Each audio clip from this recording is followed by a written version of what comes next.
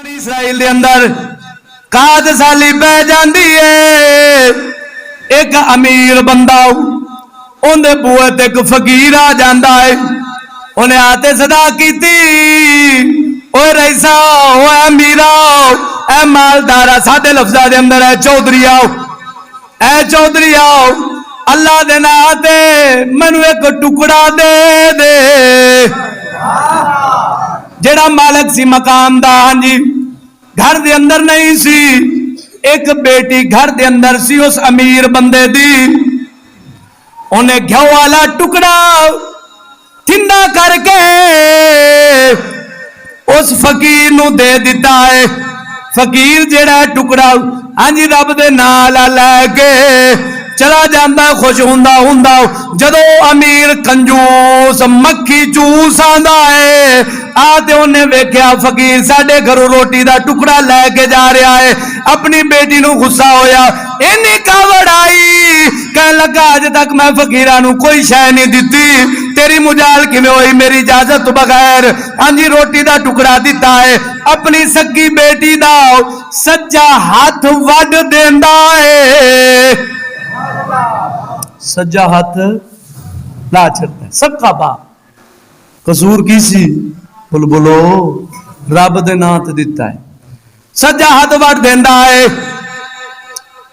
रब ने दिन बदले वक्त ने पलटा खा दिया है। सारा माल भी गया, जायदाद भी गई, घर भी गया, हर शै उजड़ गई, कंगाल हो जाता है, गुरबत आ जाती है।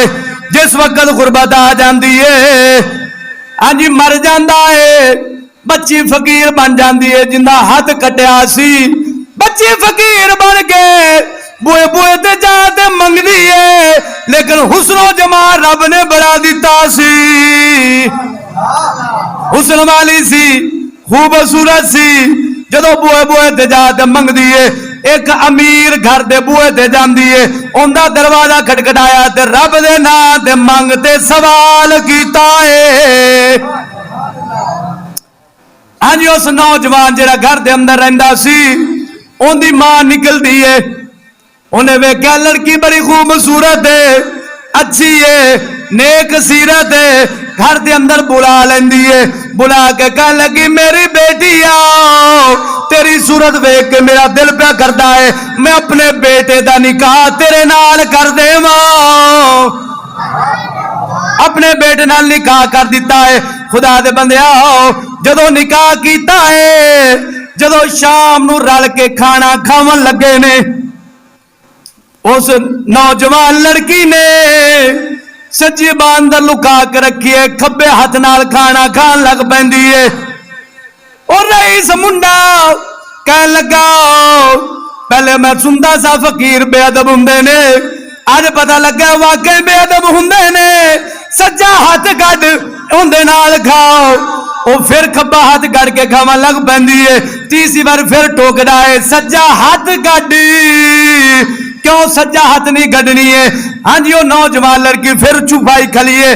उस घर के कोने विचों आवाज आती है, ऐ मेरी प्यारी बंदी, तू मेरे नां ते मेरे रात एक टुकड़ा दिता सी, अपना सज्जा हाथ गड वापस आ गया है। हाँ जी, फिर गड्या वेखा हाथ सही सलामत। हाँ जी, सज्जे हाथ नाल खाना दिता है। मालिक ने फरमा दिता, जेड़ा मेरे राह ते दिंदा है मुझे नू अता कर छड़ना वा। अल्लाह दे बंदे आओ, आखिर दे अंदर शायद सादी शराजी बोले ने, आप फरमाते ने बखीली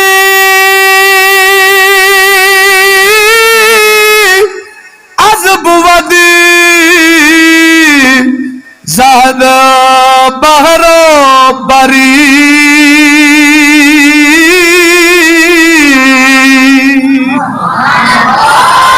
बखीली अज़बुवदी ज़ाहिद बहरो बरी,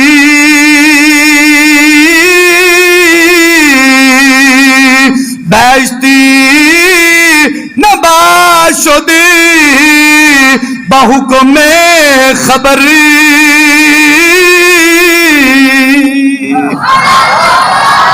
اللہ دا حکم آیا رسول دا حکم آیا خبر آئی ہے بخیل تے کنجوس بندہ کدے جنتی نہیں ہو سکتا.